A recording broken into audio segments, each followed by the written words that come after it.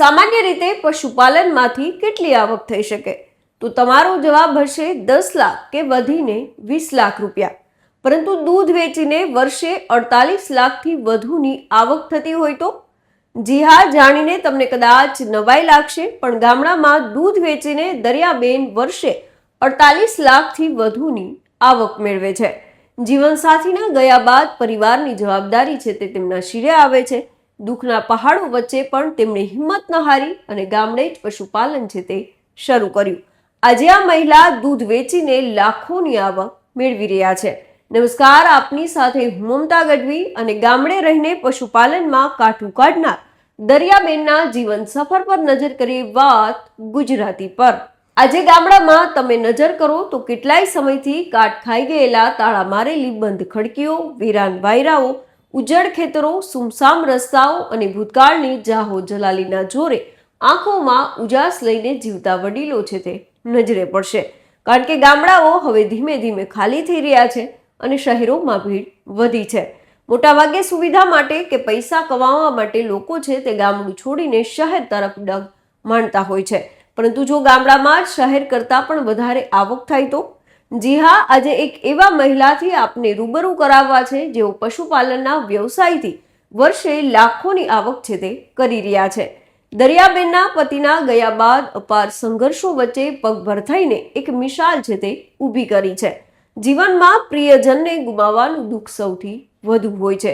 એ દુઃખનું કોઈ પણ શબ્દોમાં વર્ણન ન થઈ શકે, પરંતુ એ દુઃખને આટોપી તેમાંથી માર્ગ કાઢવો એક પડકાર સમાન હોય છે. પરંતુ નિરક્ષર હોવા છતાં દરિયાબેને છે તે હિંમત ના હારી અને પશુપાલનના વ્યવસાયની બાગડોર છે તે પોતાના હાથમાં લીધી.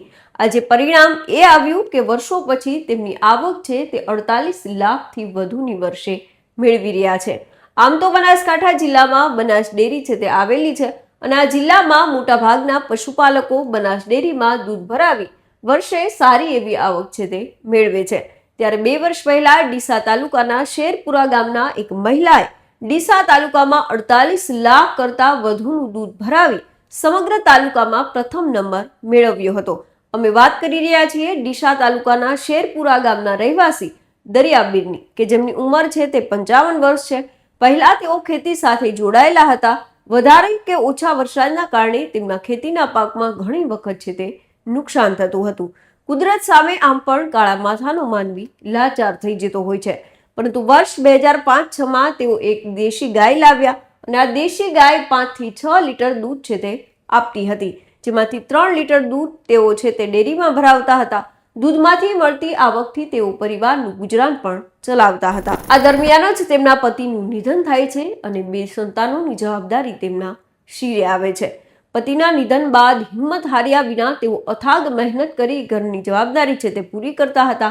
બાદમાં તેમને ગાયના દૂધમાંથી આવક પણ સાથે થતી હતી. આ આવકમાંથી બચત કરીને ધીમે ધીમે તેઓ પશુઓ છે તે વધારતા ગયા હતા અને બાદમાં પશુપાલનનો વ્યવસાય છે એ પણ સારી રીતે ચાલ્યો. આજે દરિયાબેન પાસે 100 કરતાં પણ વધારે પશુ છે. માહિતી મુજબ તેઓ સવારે વહેલા 3:30 વાગે ઉઠીને આ પશુપાલનનું કામકાજ છે તે શરૂ કરે છે. પશુઓને રહેવા માટે તેઓએ તમામ સુવિધા ધરાવતો 9 લાખનો તબેલો પણ બનાવ્યો છે. મળતી માહિતી મુજબ તેઓ 100 પશુઓનું દરરોજનું 800 થી 900 લીટર દૂધ છે તે ભરાવે છે અને દર મહિને 9 થી 10 લાખ જેટલી આવક છે તે મેળવે છે. 2 વર્ષ પહેલા તેમણે ડીસા તાલુકામાં પશુઓમાં દૂધ ભરાવવામાં રેકોર્ડ પણ તોડ્યો હતો. ત્યારે સંઘર્ષોના તોફાન વચ્ચે પણ હિંમતથી પગભર થનાર આ મહિલા અનેક લોકો માટે પ્રેરણારૂપ છે. આપને જણાવી દઈએ કે બનાસકાંઠા જિલ્લામાં સૌથી વધુ લોકો છે તે બનાસ ડેરીમાં દૂધ છે તે ભરાવતા હોય છે, જે એશિયાની સૌથી મોટી ડેરી તરીકે પણ ઓળખાય છે. માહિતી મુજબ આ ડેરીમાં દરરોજ અંદાજે 67.97 લાખ લીટરથી વધુ દૂધ છે તે જમા થાય છે, જેથી આ જિલ્લામાં પશુપાલકોને પણ મોટી આવક થાય છે. આ સિવાય પાલનપુર તાલુકાના સરગોસણા ગામે રહેતા નીતાબેન પણ પશુપાલનમાંથી લાખોની આવક છે તે કરી રહ્યા છે. તેઓ થોડાક વર્ષો પહેલા માત્ર 8 થી 10 જેટલા પશુઓ છે તે રાખતા હતા.